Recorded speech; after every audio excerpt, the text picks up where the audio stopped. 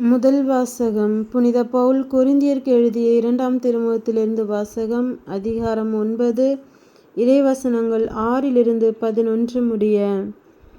குறைவாக விதைப்பவர் குறைவாக அறுவடை செய்வார், நிறைவாக விதைப்பவர் நிறைவாக அறுவடை செய்வார். இதை தெரிந்து கொள்ளுங்கள்.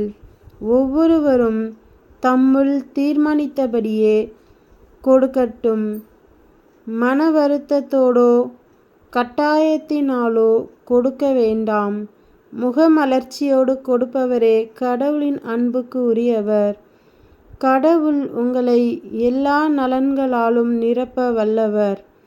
எந்த சூழ்நிலையிலும் எப்போதும் தேவையானதெல்லாம் உங்களுக்கு தருவார்.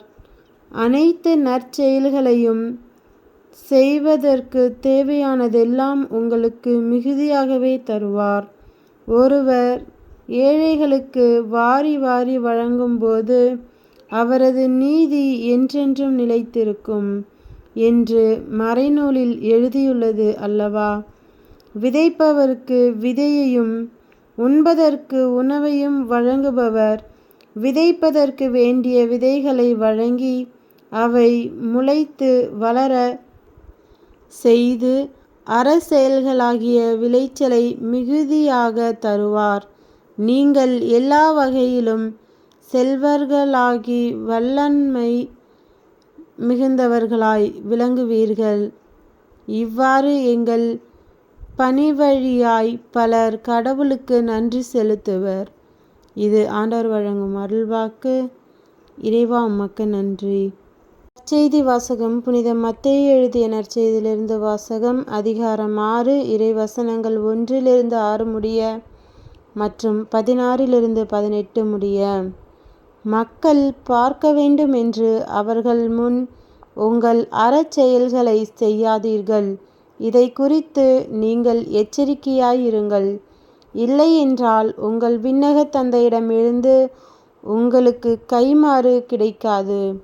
நீங்கள் தர்மம் செய்யும்போது உங்களை பற்றி தம்பட்டம் அடிக்காதீர்கள். வெளிவேடக்காரர் மக்கள் புகழ வேண்டுமென்று தொழுகை கூடங்களிலும் சந்துகளிலும் நின்று அவ்வாறு செய்வர். அவர்கள் தங்களுக்குரிய கைமாறு பெற்றுவிட்டார்கள் என உறுதியாக உங்களுக்கு சொல்கிறேன். நீங்கள் தர்மம் செய்யும்போது உங்கள் வலக்கை செய்வது இடக்கைக்கு தெரியாதிருக்கட்டும். அப்பொழுது நீங்கள் செய்யும் தர்மம் மறைவாயிருக்கும். மறைவாய் உள்ளதை காணும் உங்கள் தந்தையும் உங்களுக்கு கைமாறு அளிப்பார். நீங்கள் இறைவனிடம் வேண்டும் பொழுது வெளிவேடக்காரரைப் போல் இருக்க வேண்டாம். அவர்கள் தொழுகை கூடங்களிலும் வீதியோரங்களிலும் நின்று கொண்டு மக்கள் பார்க்க வேண்டும் என இறைவேண்டல் செய்ய விரும்புகிறார்கள். அவர்கள் தங்களுக்குரிய கைமாறு பெற்றுவிட்டார்கள் என உறுதியாக உங்களுக்கு சொல்கிறேன். ஆனால் நீங்கள் இறைவனிடம் வேண்டும் பொழுது உங்கள் உள்ளறைக்கு சென்று கதவை அடைத்து கொண்டு மறைவாய் உள்ள உங்கள் தந்தையை நோக்கி வேண்டுங்கள். மறைவாய் உள்ளதை காணும் உங்கள் தந்தையும் உங்களுக்கு கைமாறு அளிப்பார். மேலும் நீங்கள் நோன்பிருக்கும்போது வெளிவேடக்காரரைப் போல முகவாட்டமாய் இருக்க வேண்டாம். தாங்கள் நோன்பிருப்பதை மக்கள் பார்க்க வேண்டுமென்றே அவர்கள் தங்கள் முகங்களை விகாரப்படுத்திக் கொள்கிறார்கள். அவர்கள் தங்களுக்குரிய கைமாறு பெற்றுவிட்டார்கள் என உறுதியாக உங்களுக்கு சொல்கிறேன். நீங்கள் நோன்பு இருக்கும்போது உங்கள் தலையில் எண்ணெய் தேய்த்து முகத்தை கழுவுங்கள். அப்பொழுது நீங்கள் நோன்பு இருப்பது மனிதருக்கு தெரியாது. மாறாக மறைவாய் இருக்கிற உங்கள் தந்தைக்கு மட்டும் தெரியும்.